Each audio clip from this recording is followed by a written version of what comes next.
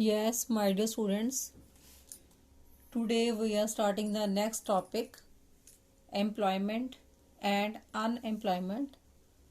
Again हमारी country की सबसे बड़ी समस्या, एक मेजर है poverty, next one is unemployment, जो बहुत बड़ा चैलेंज है हमारी कंट्री के आगे. So now the meaning of unemployment should be clear in our minds. हम अनएम्प्लॉयमेंट किसको कहते हैं? तो हमने ये कंसेप्ट पढ़े हुए हैं मैक्रो के अंडर भी. Unemployment voluntary and involuntary. Voluntary वो होती है जब कोई अपनी मर्जी से काम नहीं करना चाहता. तो अनएम्प्लॉयमेंट का जो इंडियन इकॉनमी में हम मीनिंग लेते हैं, इसमें हम इनवॉलंटरी को लेते हैं. इनवॉलंटरी इनवॉलंटरी में आपका कौन सा आ जाता है? इनवॉलंटरी मीन्स वो सिचुएशन जब लोग काम करने को तैयार हैं एट एग्जिस्टिंग वेज रेट, काम करना चाहते हैं लेकिन उनको काम मिल नहीं रहा. तो इस चीज़ को हम इनवॉलंटरी कहते हैं. उसी चीज़ को हम अनएम्प्लॉयमेंट कहते हैं इंडियन इकॉनमी में, कि वो situation when people are willing to work at existing wage rate and also able to work. काम करना चाहते हैं जिस भी वेज रेट पे अवेलेबल है, लेकिन उनको काम मार्केट में मिल नहीं रहा, but are not getting work, is said to be unemployed. अब वर्कर किसको हम कहते हैं? ये मेन जो टर्म्स हैं, these should be clear in this chapter. Worker हम उसको कहते हैं कोई भी पर्सन जो किसी भी प्रोडक्शन एक्टिविटी में इन्वॉल्व है. Any person who is involve in any type of production activity, और वो कंट्री की जीडीपी में कंट्रीब्यूट कर रहा है, उसको हम क्या कहते हैं? वर्कर. देन उसके बाद वर्कर्स की अगेन मेजर टू टाइप्स हैं. Number 1 self employed and number 2 hired. अब सेल्फ एम्प्लॉयड वर्कर्स में कौन से लोग आते हैं? वो वर्कर्स, वो लोग जो सेल्फ एम्प्लॉयड हैं, लाइक अपना ही बिजनेस चला रहे हैं या अपना ही कोई उनका किसी भी प्रोफेशन में इन्वॉल्व हैं, लाइक डॉक्टर, इंजीनियर. डॉक्टर वो जिसका खुद का हॉस्पिटल है, दैट इज सेल्फ एम्प्लॉयड. जिसका खुद का कोचिंग सेंटर है वो होगा सेल्फ एम्प्लॉयड, जो खुद अपना बिजनेस रन कर रहा है. और हायर्ड में कौन से आ जाते हैं? जिनको दूसरे लोग हायर करते हैं. जैसे हमारी कोई फर्म है, हमने आगे एम्प्लॉयज रखे हुए हैं, तो हमने उनको हायर किया हुआ है, उनकी सर्विस को हायर किया हुआ है, और बदले में उनको कोई वेजेस या सैलरीज हम उनको देते हैं. जैसे आपके स्कूल में जितने भी टीचर्स हैं, वो मैनेजमेंट ने क्या किए हुए हैं? हायर किए हुए हैं. सो ये हैं two types of worker, self employed and hired. अब हायर्ड के आगे दो तरह के आ जाते हैं, कैजुअल एंड रेगुलर. अब कैजुअल में आपके डेली वेजर्स आ जाते हैं.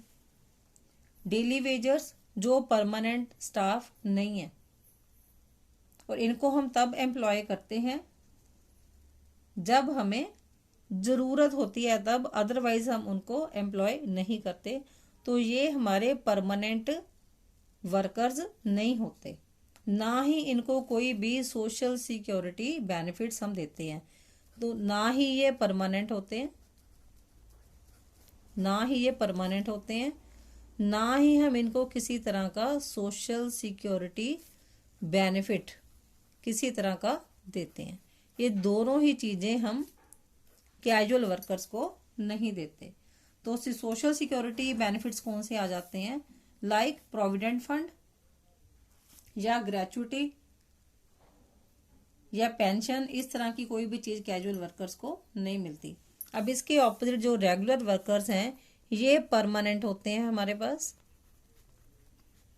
मीन्स हमारी फर्म में काम हो ना हो, इनको परमानेंट सैलरी या वेजेस इनको मिलने ही मिलने हैं। दूसरी चीज़ इनको क्या मिलनी है, सोशल सिक्योरिटी बेनिफिट्स। तो ये दोनों चीज़ें इनको मिलनी है, परमानेंट सैलरी भी और सोशल सिक्योरिटी बेनिफिट भी, ये दोनों चीज़ें इनको मिलनी है हमारे जो रेगुलर वर्कर्स हैं उनको। देन उसके बाद हमें जो मीनिंग है इस चैप्टर के अकॉर्डिंग हमारे पास क्या क्लियर होना चाहिए, labour supply, labour force and work force. अब लेबर सप्लाई हम किसको कहते हैं, लेबर सप्लाई में वो वर्कर्स आते हैं those who are willing to work at particular wage rate. That means उनकी इच्छा है काम करने की किसी भी पर्टिकुलर वेज रेट पे, कोई भी वेज रेट मिल जाए उस पर वो काम करना चाहते हैं। और लेबर फोर्स, लेबर फोर्स में कौन से वर्कर्स आते हैं कि जो एक्चुअली वर्किंग है, जो काम कर रहे हैं और जो काम करना चाहते हैं दोनों।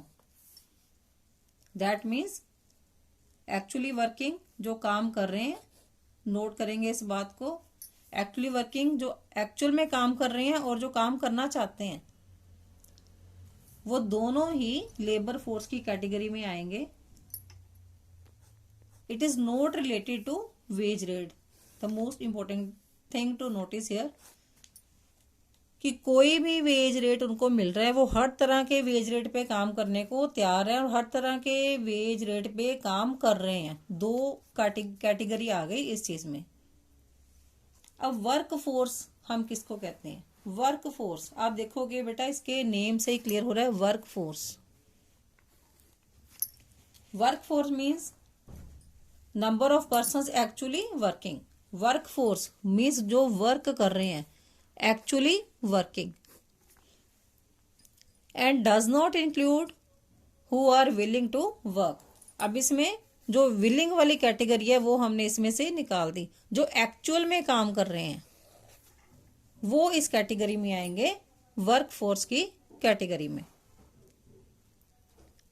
नाउ वर्क फोर्स का जो फॉर्मूला है वो क्या बना हमारे पास, this is the formula of work force given here.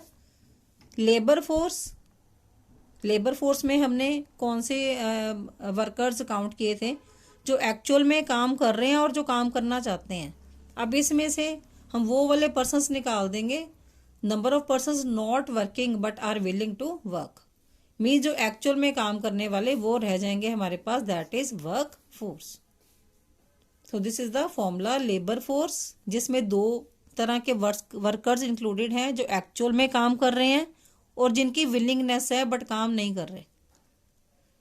तो इस टोटल में से अगर हम विलिंगनेस वाले माइनस कर देंगे तो हमारे पास क्या कौन से बच जाएंगे, जो एक्चुअल में काम कर रहे हैं, that is said to be work force. अब नंबर ऑफ अनएम्प्लॉयड हम किसको कहते हैं, नंबर ऑफ अनएम्प्लॉयड, अगेन ये फॉर्मूला इसी में से निकलेगा कि लेबर फोर्स में क्या माइनस कर देंगे हम, वर्क फोर्स जो एक्चुअल में काम कर रहे हैं उनको निकाल देंगे, तो हमारे पास क्या बच जाएंगे, number of unemployed. Number of unemployed means कि जो काम करना चाहते हैं लेकिन उनके पास काम नहीं है। अगेन ये चीज वही आ गई जो मैंने स्टार्टिंग में आपको अनएम्प्लॉयमेंट की डेफिनेशन बताई है। So this is how to calculate number of unemployed. तो ये नंबर ऑफ अनएम्प्लॉयड, आप इसका फॉर्मूला देखोगे ध्यान से, तो लेबर फोर्स में जब हम एक्चुअल में काम करने वाले निकाल देते हैं तो हमारे पास कौन से वर्कर्स बच गए कि जो काम करना चाहते हैं एट एनी वेज रेट, लेकिन उनके पास वर्क अवेलेबल नहीं है। तो ये ही हमारी डेफिनेशन थी जो हमने स्टार्ट में डिस्कस की है अनएम्प्लॉयमेंट की। नाउ अगर हमने रेट निकालना है, what is the rate of unemployment, तो इसका भी हमारे पास फॉर्मूला है कि नंबर ऑफ पर्सन्स अनएम्प्लॉयड जो हमने यहां से निकाल लें, डिवाइड उसको करेंगे size of total labour force, जो एक्चुअल में काम कर रहे हैं वो और जो काम करना चाहते हैं लेकिन उनके पास काम अवेलेबल नहीं है, मल्टीप्लाइड बाय 100। तो टोटल लेबर फोर्स से हमने इसको डिवाइड कर दिया, तो हमारे पास रेट निकल आएगा परसेंटेज फॉर्म में कि कितने परसेंट अनएम्प्लॉयड हैं। देन उसके बाद पार्टिसिपेशन रेट, कितने लोग पार्टिसिपेट कर रहे हैं काम करने में। दैट मीन्स कितने एक्चुअल काम कर रहे हैं। तो उसका फॉर्मूला क्या है, टोटल वर्कफोर्स मीन जो एक्चुअल काम कर रहे हैं divided by total population multiplied by 100। तो ये सारे फॉर्मूलेज जो हैं जो आपने लर्न करने हैं फॉर दिस पर्पस। अब नेक्स्ट है बेटा हमारे पास size of workforce in India.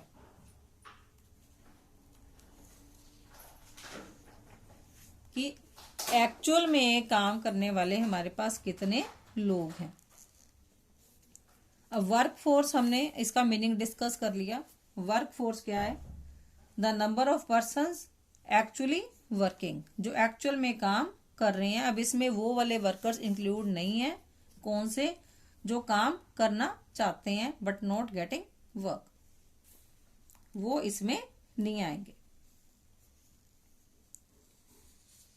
हाँ जी, तो इसमें जो डाटा है डिफरेंट बुक्स में डिफरेंट दिया गया है। मैंने पहले भी बोला था कि डाटा को बहुत ज़्यादा फोकस करके हमने नहीं करना, सिर्फ अप्रॉक्सीमेट फिगर्स हम लेके चलेंगे।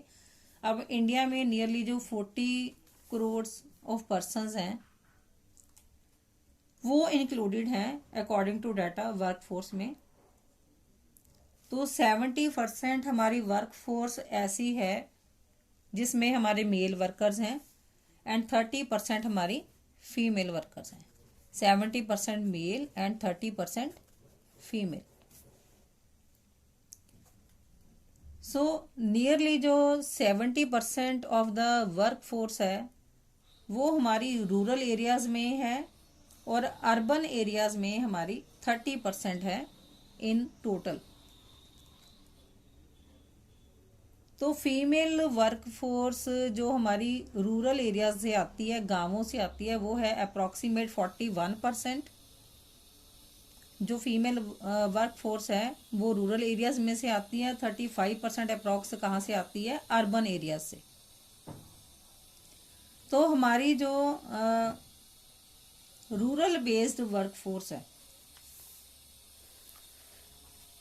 जो गांवों से आती है, इसमें जो हमने जो लास्ट टॉपिक किया था रूरल डेवलपमेंट, उसमें हमने जो डिफरेंट ऑक्यूपेशंस डिस्कस किए थे वो थे farming, that means agriculture and allied activities.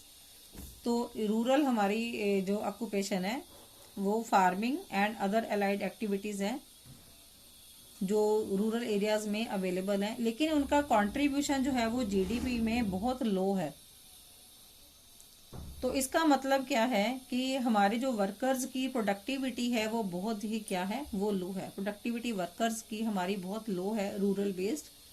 तो लो प्रोडक्टिविटी होने की वजह से हमारी जो अर्निंग्स हैं वो भी लो है। उसका रीज़न क्या है, क्योंकि जो हमारा रूरल बेस्ड ऑक्यूपेशन है, रूरल में जो हमारी पॉपुलेशन है that is poverty based. Poverty है प्रेजेंट रूरल एरियाज में, जिसकी वजह से कि वहाँ के काम करने वाले लोगों की जो क्षमता है काम करने की वो कम है, जिसकी वजह से प्रोडक्टिविटी लो रह जाती है। तो लो प्रोडक्टिविटी की वजह से हमारी जो अर्निंग्स है वो लो होती है। तो इसका मेन रीज़न क्या है कि जितने भी रूरल बेस्ड वर्कफोर्स हैं उसकी डिफरेंट ऑक्यूपेशंस हैं like agriculture and other activities, allied activities, जिसमें फिशरीज वगैरह आ जाती हैं, एनिमल हस्बेंड्री, वो सारा।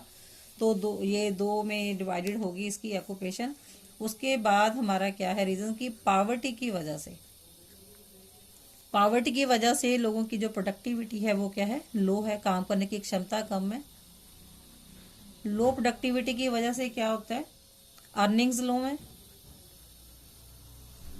लो अर्निंग की वजह से जो हमारी जीडीपी ग्रोथ है वो भी जीडीपी में ज़्यादा कंट्रीब्यूट नहीं कर पाती। अब परसेंटेज ऑफ फीमेल वर्कर्स, ये हमारी लो है कहाँ पे, अर्बन एरियाज में as compared to rural areas. अब इसका रीज़न क्या है, इसका मेजर रीजंस क्या है, लैक ऑफ एजुकेशन।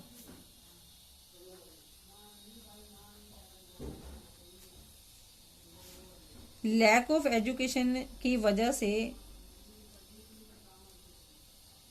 जो फीमेल हैं हमारी वो ज़्यादा पढ़ती लिखती नहीं है, तो जिसकी वजह से अपॉर्चुनिटीज, जॉब अपॉर्चुनिटीज हैं वो भी क्या हो जाती हैं, जॉब अपॉर्चुनिटीज आल्सो लो।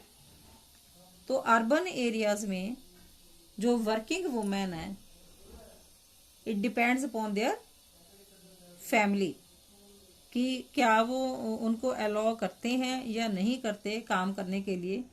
तो जिसकी वजह से जो अपॉर्चुनिटीज जो अवेलेबल होती हैं उसको प्रॉपरली यूटिलाइज नहीं कर सकती हैं, क्योंकि इनका जो वर्किंग का डिसीजन है that depends upon their family.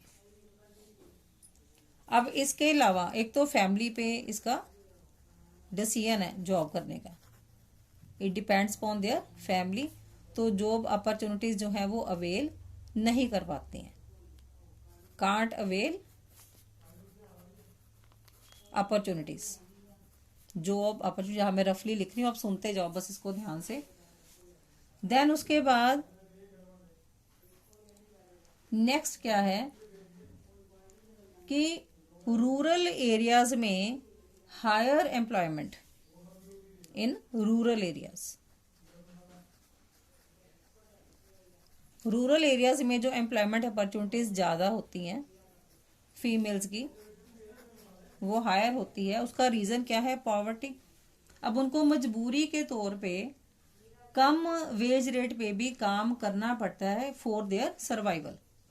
तो इस वजह से रूरल एरियाज में फीमेल की जो वर्क फोर्स है वो ज़्यादा है participation as compared to urban areas, क्योंकि अर्बन एरियाज में फैमिलीज जो हैं वो जॉब्स पे अलाउ काफ़ी जगह पर नहीं करती हैं, लेकिन रूरल एरियाज में क्योंकि उनके सर्वाइवल के लिए ज़रूरी हो जाता है जॉब करना, तो मोर ओवर जो रूरल एरियाज में फीमेल्स हैं उनको वेजेस की बजाय अभी भी हार्वेस्टिंग के बाद, जब क्रॉप्स की कटिंग होती है, हार्वेस्टिंग के बाद उनको ग्रेन्स, फूड ग्रेन्स दे दिए जाते हैं, उनको वेजेस प्रोवाइड नहीं किए जाते।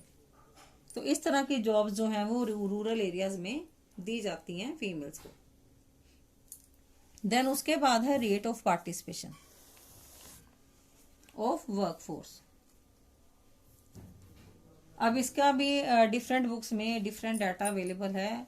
तो आपकी जो एनसीईआरटी में उसमें 11-12 का है डाटा, तो आप ईयर साथ में लिख के डाटा, एक 17-18 वाला बुक्स में अवेलेबल है और एनसीईआरटी में 11-12 वाला अवेलेबल है। 11-12 वाला डाटा आप एनसीईआरटी में से ले लें और दूसरा बुक आपकी बुक में जो भी अवेलेबल है वो ले लें। तो अर्बन एरियाज में जो पार्टिसिपेशन है एम्प्लॉयमेंट में वो कितना है, 33% ओनली अप्रॉक्सीमेटली, और रूरल एरिया में कितना है, 35%। तो अर्बन एरियाज में रेट ऑफ पार्टिसिपेशन जो मेन का है वो है 53% एंड वुमेन का है 14% अप्रॉक्सीमेटली, और रूरल एरियाज में है पार्टिसिपेशन मेन का 51% अप्रॉक्स और वुमेन का है 17%। तो ये डाटा आपने एज इट इज ही करना है, इसलिए I am noting down here. And overall participation country का है 35% अप्रॉक्स, जो टोटल पॉपुलेशन का पार्टिसिपेशन है वर्कफोर्स के अंदर। सो इसके डिफरेंट रीजंस हैं, डिफरेंट ऑब्जर्वेशंस हैं पार्टिसिपेशन की वर्कफोर्स की रूरल और अर्बन एरियाज में। अब ओवरऑल पार्टिसिपेशन कितना है, ओनली 35% अप्रॉक्स। तो इसके डिफरेंट रीजंस हैं, बहुत कम है पार्टिसिपेशन वर्कफोर्स के अंदर। सो इसके डिफरेंट रीजंस और ऑब्जर्वेशंस क्या है। हाई डिपेंडेंसी रेशियो इसका फर्स्ट पॉइंट है। हाई डिपेंडेंसी रेशियो मीन्स कि जो बहुत कम पॉपुलेशन जो है, दैट मीन्स ओनली 35% जो है वो वर्कफोर्स में इन्वॉल्व है।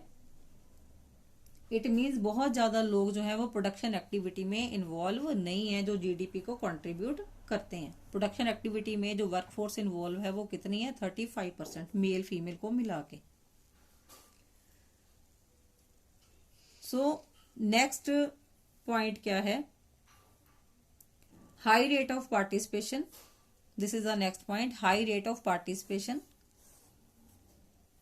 बट प्रोडक्टिविटी लो है रूरल एरियाज में। अब रूरल एरियाज में रेट ऑफ पार्टिसिपेशन बहुत ज्यादा है, नो डाउट। पार्टिसिपेशन का रेट क्यों ज्यादा है? Because of the main reason is poverty. लेकिन प्रोडक्टिविटी लो है। प्रोडक्टिविटी लो मीन्स काम करने की क्षमता जो है लोगों की वो कम है। तो जिसकी वजह से जो जीडीपी का जो रेट है वो लो हो जाता है ड्यू टू लो प्रोडक्टिविटी, क्योंकि वो इतना अर्न नहीं कर पाते हैं।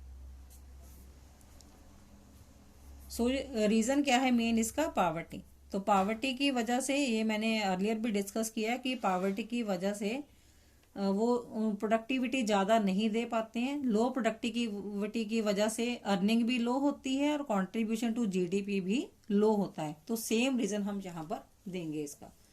देन उसके बाद नेक्स्ट क्या है? High rate of participation for women in the rural areas. अब रूरल एरियाज में वुमेन जो है वो ज़्यादा पार्टिसिपेट करती हैं इन द रूरल एरिया। अब इसका रीजन भी क्या है? पॉवर्टी। रूरल एरिया में जो पॉवर्टी है वो कंपेल करती है वुमेन को कि एम्प्लॉयमेंट उनको जो भी मिल जाए वो हर तरह के वेज रेट पे काम करने को तैयार हो जाते हैं और वो करते भी हैं। वुमेन क्यों काम करती हैं? अपने फैमिली के सर्वाइवल के लिए, क्योंकि उनकी फैमिली का गुजारा नहीं होता। इतनी ज्यादा पॉवर्टी है हमारे गांवों के अंदर।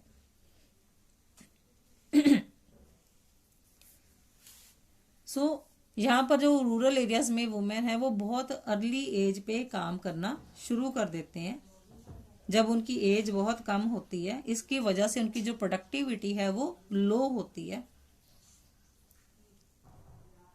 Then next is lack of education भी है। तो उनको काम उतना ही जितना वो कर सकते हैं उतना ही उनको दिया जाता है, जिसकी वजह से वो ज्यादा अर्निंग्स अर्न नहीं कर पाती हैं और जीडीपी को भी ज्यादा कंट्रीब्यूट नहीं कर पाती हैं। अब अर्बन एरियाज में पार्टिसिपेशन लो है। पार्टिसिपेशन लो यहाँ पर क्यों है? क्योंकि लैक ऑफ एजुकेशन है। अब यहाँ पर अर्बन एरियाज में तो काम उन्हीं वर्किंग लेडीज को मिलता है जो एजुकेटेड होती हैं। तो लो जो जिनकी एजुकेशन कम होती है वो ज़्यादा कंट्रीब्यूट नहीं कर पाती हैं, तो जिसकी वजह से वो उनकी जो प्रोडक्टिविटी है वो लो होती है और उनको वो वेज रेट भी लो मिलता है as compared to rural areas में ज़्यादा पार्टिसिपेशन होती है, क्योंकि वो अनएजुकेटेड होती है तो वो हर तरह का काम करने को तैयार हो जाती हैं। लेकिन अर्बन एरियाज में लैक ऑफ एजुकेशन की वजह से उनको काम जो है प्रॉपर नहीं मिलता। सो जिसकी वजह से अर्बन एरियाज में पार्टिसिपेशन जो है वर्कफोर्स की वो कम होती है। अब नेक्स्ट है हमारे पास point, self employed and hired workers का रेशियो क्या है। अब इसका भी डाटा डिफरेंट बुक्स में, किसी बुक में किसी साल का दिया हुआ है, किसी बुक में किसी साल का दिया हुआ है, तो आप किसी भी साल का ले सकते हैं इसमें कंपैरिजन, जो भी आपकी बुक्स में अवेलेबल है। अब जैसे कि 17-18 में जो अर्बन वर्कर्स हैं, अर्बन वर्कर्स जो शहरों में रहने वाले, उसमें हायर्ड की रेशो है 61% अप्रोक्सीमेटली और सेल्फ एम्प्लॉयड हैं 38% अप्रोक्सीमेटली। और रूरल एरियाज में सेल्फ एम्प्लॉयड की रेशो है 57.8% और हायर्ड की रेशो है 42.2%।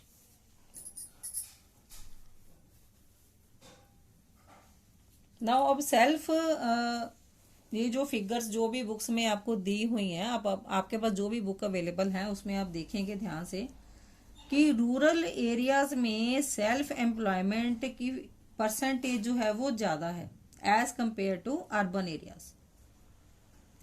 तो अर्बन एरियाज में जो अर्बन एरियाज है इसमें हम रूरल और अर्बन इसके अकॉर्डिंग हम इसको स्टडी करेंगे।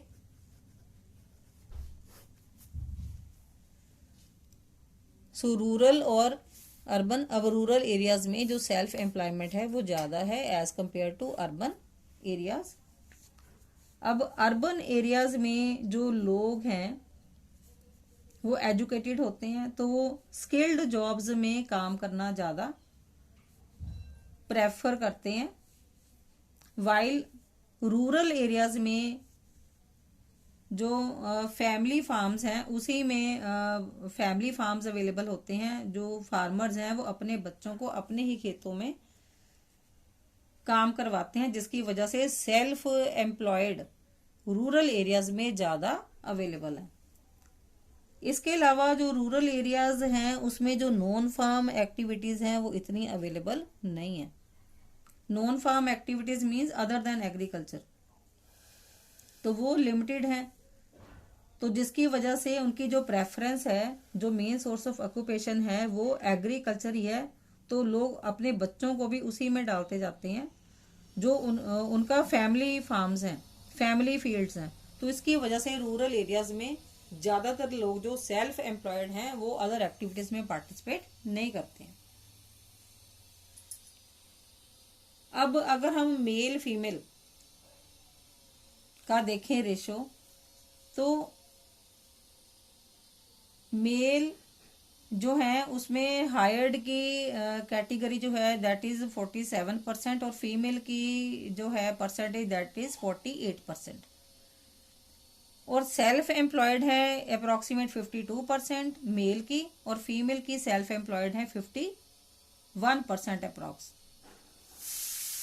अब जो सेल्फ एम्प्लॉयमेंट है अमंग मैन, तो सेल्फ एम्प्लॉयमेंट जो है वो मेजर सोर्स ऑफ लाइवलीहुड है इसमें मैन में, क्योंकि वो नौकरी करना पसंद नहीं करते हैं किसी के अंडर, तो वो सेल्फ एम्प्लॉयड रहना ज़्यादा प्रेफर करते हैं। तो इसमें एज कंपेयर टू जो वुमेन हैं वो सेल्फ एम्प्लॉयड के कंपैरेटिवली हायर्ड में ज़्यादा हैं एज कंपेयर टू मैन, तो वो हायर्ड सर्विसेज ज़्यादा अवेल करती हैं due to lack of education या लो लेवल ऑफ एजुकेशन, तो वो सेल्फ एम्प्लॉयड नहीं है। This is the main reason. Like man, तो वो वुमेन है कम पढ़े लिखे होने की वजह से रूरल एरियाज में लो वेज रेट पे भी काम करने को तैयार हो जाती हैं। तो दिस इज बिकॉज जो रूरल एरियाज में वुमेन है उनको ज़्यादा अपॉर्चुनिटीज़ कहाँ मिलती हैं, सेल्फ एम्प्लॉयमेंट एरियाज में।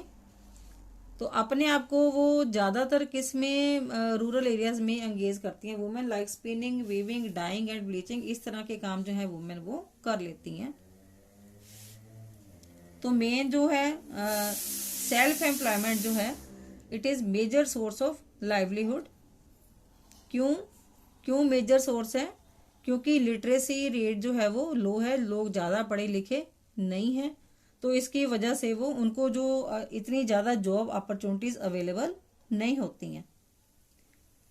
द नेक्स्ट वन इज़ कि जो वर्कर्स हैं वो एक जगह से दूसरी जगह शिफ्ट नहीं हो सकते due to their family farm, वो अपनी फैमिली के साथ ही काम करना चाहते हैं। द नेक्स्ट रीज़न इज़ जो इंडिया है वो अंडर डेवलप्ड इकॉनमी है, तो जॉब्स की अपॉर्चुनिटीज कम अवेलेबल हैं as compared to other countries. So these are the major reasons. The next one is, अब जो नेक्स्ट है वो हम अपनी नेक्स्ट वीडियो में इसको इन्वॉल्व करेंगे। नेक्स्ट में हम इसकी ऑक्यूपेशनल स्ट्रक्चर है। So thanks for your patient listening.